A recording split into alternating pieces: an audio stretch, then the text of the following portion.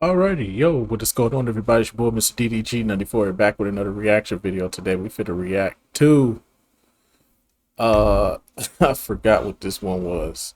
I gotta do this the ghetto way, so excuse me for a moment. This is top five drug addicts and revenge moments.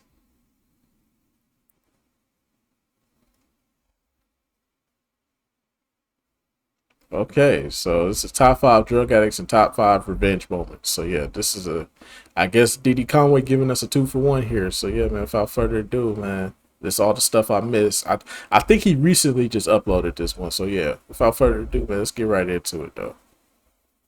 What's up, y'all? It's DD Conway, and welcome back to the madness. This is the first video in this 2-for-1 series. This is part 2 of most notorious drug addicts in movies, and we will look at another group of addicts that were tragic, hilarious, and iconic. As always, put how you feel in the comments, and let's get it. Smoking grits and selling chickens, call that painted living. It's Gucci. Living's on the chain with the V cuts. Living's on the The first fried cocaine smoking ass nigga on this list is not one that we actually saw do crack, but the way we find out, to me, is one of the most hilarious and unintentionally funny moments that will forever live in the black community. It created a line that many of us have said, even if we don't know somebody that does crack. Some call him Sam's, but I call him Big Nasty. And number 5 is Thomas Sam's from the movie Lean on Me. Go on, jump. No, I don't want to jump. Yes, you do. You smoke crack, don't you? You smoke crack, don't you? Look at me, boy. Don't you smoke crack? yes. That line will live in infamy. I know that's supposed to be a serious scene, but you yelling at this man, don't you smoke crack? If you was yelling that at me, I'd be crying laughing, bro. Like, that's an unintentionally funny moment. It's still a moment that many of us have used, going to get hit with at some point. I think Sam's was a great story of redemption. When Mr. Clark confronted Sam's, it was real tough love that he needed, but damn was it hilarious. I just thought bro was a bad built big dust ass young nigga. Whole time, Buddy's a functioning crackhead, smoking that rock. I want some crack. Then that man tripped me out because he passed out jump roping. Young me just thought, oh, that man big. Whole time, it's the crack creeping up on his ass. Oh, holy cow. I'm out of here.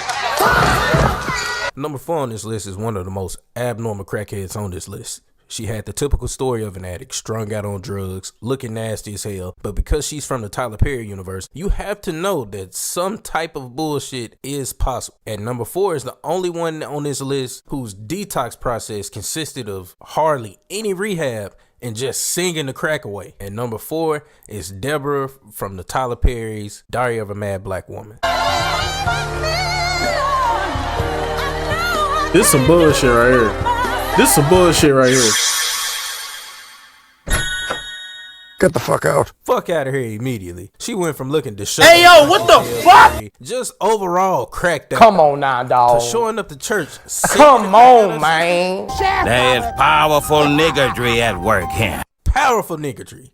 Tyler Perry, get your shake that ass, sea otter looking ass back. This some diabolical shit. And I used to laugh because she must have went to rehab over the course of like a weekend, because I remember her daughter coming up to her telling her like, we got service Sunday, and bruh, you show up to church just to sing the rest of the crack out your system? That's not how it works. That's not how any of this works. This is not how this shit worked. Deborah just wasn't in the crack deep enough for me. Hold on, pause. Hey yo.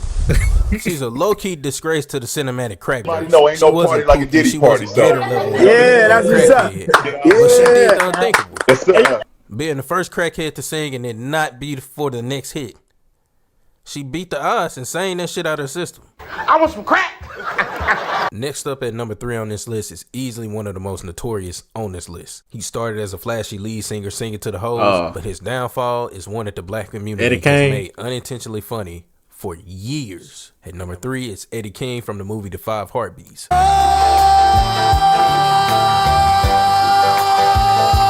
Don't get mad, I'll take your bitch, nigga. Eddie King set the tone as not only the lead singer for The 5 Heartbeats, but the best singer in the group. His life mirrors the real life tragedies that many in the music industry went through. He was a wild boy and a cautionary tale, but one scene ensured that he'd be an inside joke for black people for years to come. Nights like this, I wish raindrops would fall. Nights like this. Madagascar mud cricket looking ass nigga Eddie full of alleyway in what should be a sad moment but ultimately got turned into a hilarious moment that'll forever be talked about. You can hit this line with anything. If I step out clean as hell, you might hear a nigga make this noise for no reason at all. Dang. Cut that bitch off! Crack is whack. I do freebase though. The line is universally used for everything except talking about how sad the situation is. That man popped out the alleyway looking like the product of Whoopi Goldberg letting a gremlin fuck. He turned his trauma into total comedy. Dang. Cut that bitch off! And number 2 on this list is a freaked out and extremely desperate ass crackhead. My boy ass hit rock bottom for sure. And number 2 is the crackhead from Menace to Society. Oh man, I got $2 for you, man. I know I'm a little short, but I got these cheeseburgers, man.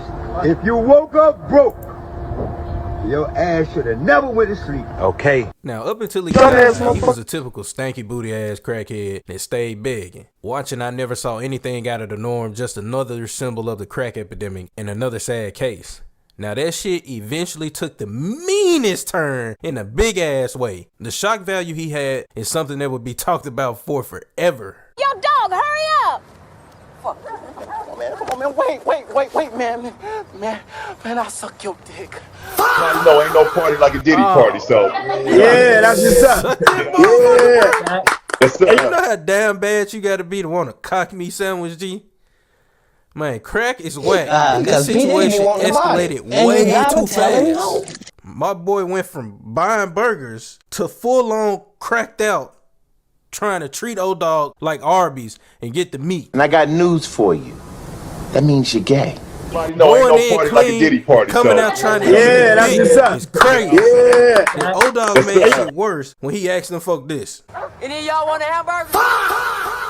Man, take your silverback squirrel looking ass on. Cut that bitch off! My number 1 is the most dangerous and for sure the most reckless. We're talking about someone who would get drunk and do booger sugar. And number 1 is Whip Whitaker from the movie Flight.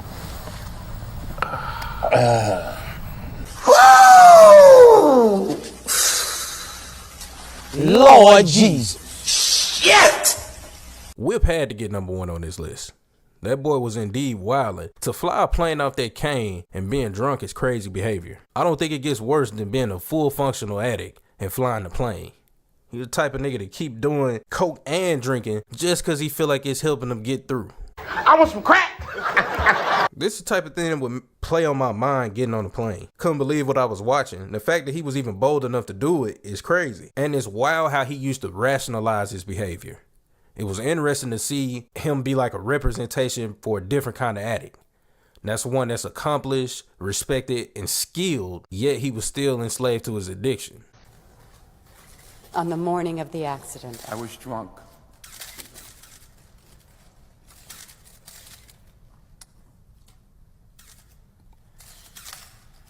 I'm drunk now. Kill me. That nigga is dead. Just say that. I didn't laugh too much when I saw this character, simply because it's terrifying that a pilot can be down this bad. It's the type of shit that'll make you rethink getting on a plane every time. Whip Lip had Parkinson's sitting on the stand telling his story, bro. And his story is a lesson that the most capable people can still be destroyed by substance abuse. The Southern player listen to Cadillac funky music. Ooh. Now players, if you choose it, you better make sure you don't abuse it. Cause we gonna get you high. We gonna get you high. The Southern player listen to Cadillac funky music. Now we get into the second part of this video where I talk about my favorite revenge moments. Revenge is one of the most powerful things in movies and TV shows, and when it's done right, can leave you cheering, shocked, or even conflicted. Whether it's a character getting justice after years of pain, or someone snapping back in a way nobody saw coming. Revenge scenes stick with us long after the credits roll. Come with me as I count down my top 5 favorite revenge moments, and as always, tell me your favorite revenge moments in the comments below. Smoking grits and selling chickens, call that painted living. It's Gucci. Living's on the chain with the V cuts. Living's on the Number 5 on this list is one of my favorite revenge moments of all time, and one of the funniest on this list, if not the funniest. It's a moment that lets you know revenge can do a full circle and come back to you. This person was weird, yes, but low-key deserved his revenge. Number 5 is Steve Stifler from the American Pie series, specifically American Reunion. Oh yeah! It's the Vikings coming back to Great Harbor! Deck the halls, 5 our great balls! Wipe my ass and lick my balls! It's my time, baby! American Pie is one of my favorite franchises of all time. And Stifler was a freaky weasel looking ass nigga that stayed on BS. And specifically, he used to stay on his friend Finch ass all the time. That's until Finch started finding out what Stifler mama mouth was like in a real way. You're not finished yet, are you, Finchy? No, ma'am. Just getting started. Nasty bitch. Finch would go on to blow Stifler mama back out for like the next 2 or 3 movies anytime the gang came back in town, up until a reunion. Now I know Stifler was a dick, but beating your friend mama box is crazy, and it shouldn't happen, but I guess karma was coming for Stifler. Where Finch fucked up was, he kept doing it. One time a blessing her is okay, but bruh got greedy. Fucking hate not hating you. I did fuck your mom. Freaky ass boy! Finch never realized he was living in a glass house, yet he kept throwing rocks at Stifler for years. Yeah, karma will ultimately set Stifler up to win the war when he was losing the battles for years, simply because Finch mama looked way better than Stifler, hippopotamus built ass mama. But they common denominator was that they both was old freak ass red ass hoes. I like to handle a stick.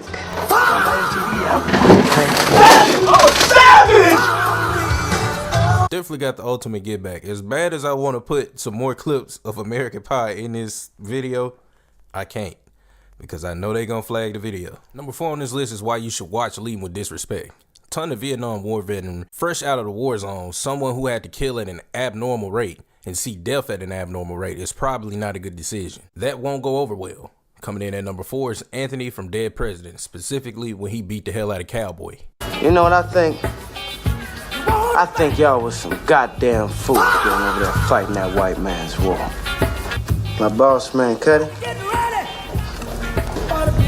I thought that might ring a bell. He used to tap that ass while you was opening your mouth.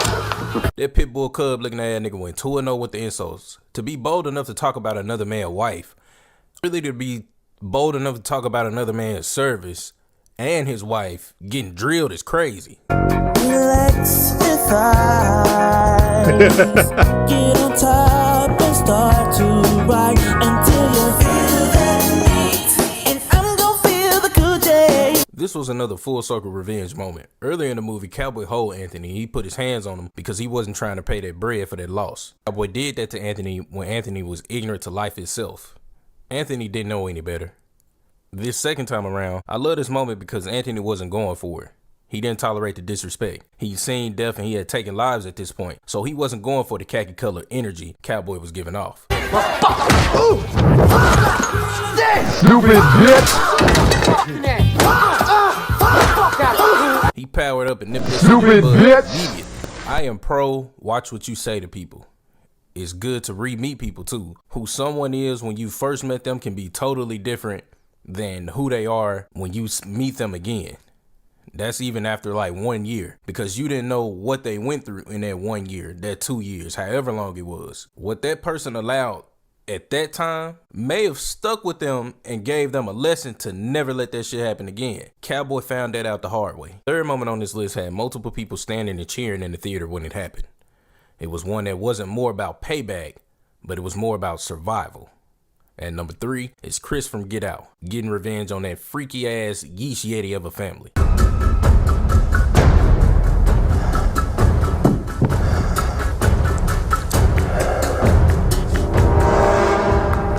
You want a fool cool with it, brother, right? You want a brother who got 2 strikes on him to go to jail for life, my friend. I love a scary movie where they have all the black people doing the right thing every time. And that's getting out of the bullshit. Chris' moment of revenge sticks out because he did the unexpected, especially when he put that cotton in his ears to help him get out of the situation.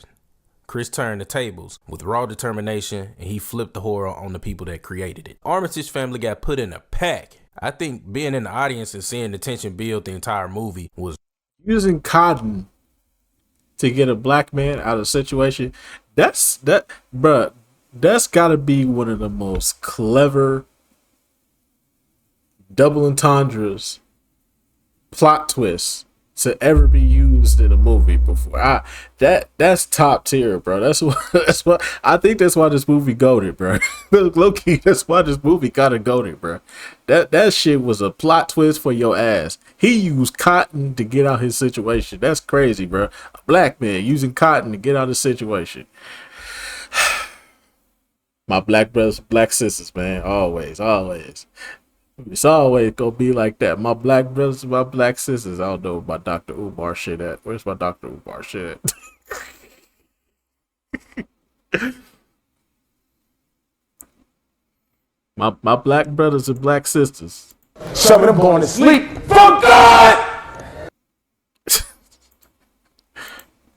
Black queens forever, snow bunnies never. I said black queens forever, snow bunnies never. I said black queens forever, snow bunnies never. Don't no cracker talk in here. You ain't my friend.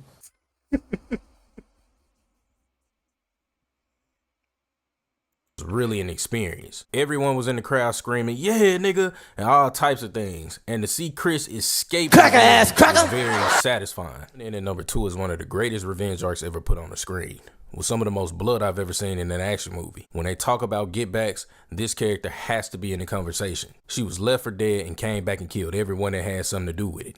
And number 2 is Beatrix Kiddo from the movie Kill Bill. Very funny, bitch. Very funny. How you missed though? Put Prime Vivica in a pack. And she tried to spare her a little, but the cold part about it is what she told her daughter. You shouldn't have been talking shit. When you grow up, if you still feel raw about it, I'll be waiting. Everything about Beatrix's revenge art is cold as hell and so Cracker. I watched this movie so many times to see those details. Why I love it so much is because she doesn't just go after her enemies. She dismantles them one by one in ways that match their personalities. もし力が残ってるといいけどね。でなきゃ5分と身が持たないよ。 Bitch, please. Now, she told her she wouldn't last 5 minutes, and if you start this scene from the time Orenishi steps forward, Orenishi is killed at 4 minutes and 59 seconds. That's some poetic justice for your ass. Every step of the way was justice for her, all the way up until she killed Bill with that 5-point exploding heart technique. Beatrix got her daughter back, and again completed one of the greatest revenge arcs in movie history. Number 1 revenge moment on this list is the most satisfying and powerful moment on this list. I think the one category of movie that I've grown to dislike over time are slave movies, and in most of them you never see the proper rebellion, or the slaves fight back. Although fiction, this character's revenge moment for him and his wife felt like the proper way. And number 1 is Django putting all them crackers in the dirt. I like the way you die. Django putting mayo monkeys in the trash can quick. We watched this unfold in stages, from losing his dignity to gaining it back and going to get his family. This ain't no 12 years a slave. Django walked right up to the plantation, tore it apart from the inside. Everybody had to go. But my favorite was when he packed Steven, aggressive shitbug looking ass up. It felt good to see a movie where the slaves destroyed the oppressor. Django riding away with Broomhilda was the ultimate chef kiss to a beautiful situation. He fought back and won, and I always felt a moment like that was needed. Absolutely. But anyway, so that's just gonna about do it for this one, man. I will see you all the next video. Till then, dibses.